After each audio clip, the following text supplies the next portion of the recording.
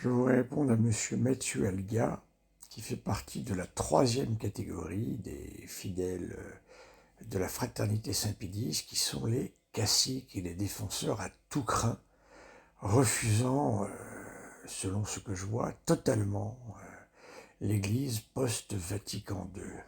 Voilà tout de même un véritable problème. Alors ce monsieur revient sur un thème maintes fois abordé. Je n'ai pas été entendu, mais c'est pas grave, que voulez-vous, il faut 100 fois sur le métier remettez votre ouvrage, nous dit La Fontaine. Eh bien, écoutons le fabuliste. Ce monsieur me dit que dorénavant, avec Vatican II, toutes les religions sont sur le même pied, on n'a plus le droit d'évangéliser, de convertir, voilà.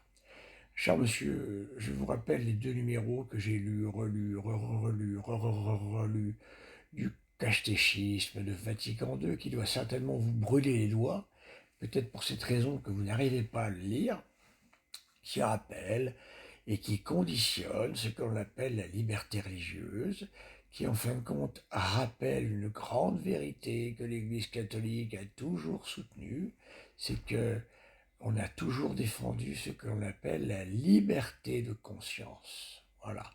On ne doit pas favoriser l'entrée dans la religion catholique par des moyens qui ne sont pas les bons. Par exemple, nous avons vu au moment de l'Empire, avec Constantin, que beaucoup, comme il fallait être catholique pour avoir les postes, eh bien beaucoup se sont faussement convertis, voyez-vous, pour avoir les postes. Et bien, le résultat n'était pas bon, bien évidemment, vous comprenez. Donc on n'a pas le droit de faire pression, quelle qu'elle soit, pour les conversions. Jamais, jamais, jamais l'Église catholique n'a renoncé à ce qu'elle était dans le Concile Vatican II. C'est-à-dire qu'elle est l'Église du Christ. Et j'ai fait une vidéo spéciale sur le subsistit in, qui vous gêne tellement. Et pourtant, le subsistit in est une manière théologique de comprendre comment l'on peut être en dialogue avec d'autres religions. Eh bien, on est d'abord non pas en dialogue avec d'autres religions, mais on est en dialogue plutôt avec d'autres religieux. Voilà. Parce que les religieux, comme pour la fraternité Saint-Pédis, ne constituent pas toute la religion. Voilà.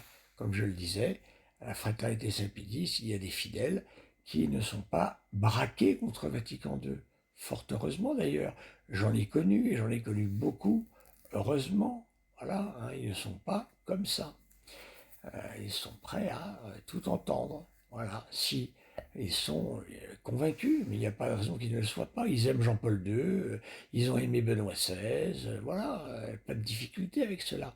Moi, mes difficultés viennent essentiellement de la fraternité Saint-Pédis avec la porte latine et son discours officiel, voilà, et les caciques comme vous, qui sans cesse, eh bien, défendaient, voilà, Monseigneur Lefebvre, etc., voilà, tout ce qu'il faut.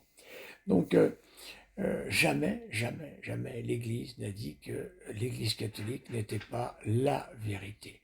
Le subsistit in permet de comprendre comment est-ce que l'on peut dialoguer avec d'autres religieux. Si je peux discuter aujourd'hui avec, par exemple, un luthérien, eh bien c'est parce que l'Église elle-même, voilà, qui subsiste intégralement dans l'Église catholique, eh bien, ce qui a été donné comme grâce, en quelque sorte, hein, à d'autres religieux, d'autres religions, c'est l'Église elle-même, cette grâce. C'est ça le subsistit in. Ce qui veut dire qu'en fait, quand on rentre dans un dialogue, on dialogue avec Nicodème, notre Seigneur dialogue avec Nicodème. Il ne discute pas avec le judaïsme palestinien, pharisien, dans tout ce qu'il a de terrible à son époque. Il ne peut pas discuter avec ces gens-là.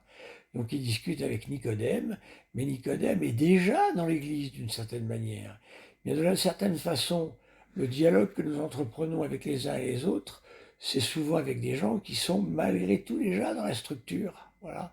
Parce qu'il ne la déteste pas, il ne la démonte pas, vous comprenez? C'est ça le subsistine. Voilà. Donc jamais, jamais on appelle ça un homme de paille, je crois. Jamais l'Église catholique n'a prétendu ce que vous dites. Il n'y a aucune confusion, mon cher ami.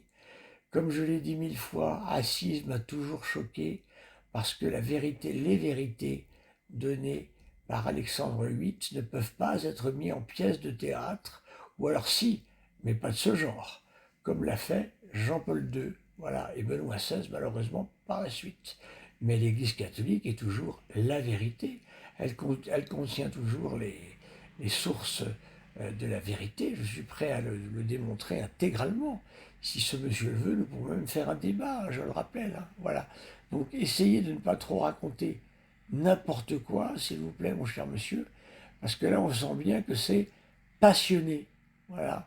Et ce n'est pas réfléchi. Voilà. Si ce n'est pas réfléchi, il y a comme un problème. Merci, cher monsieur.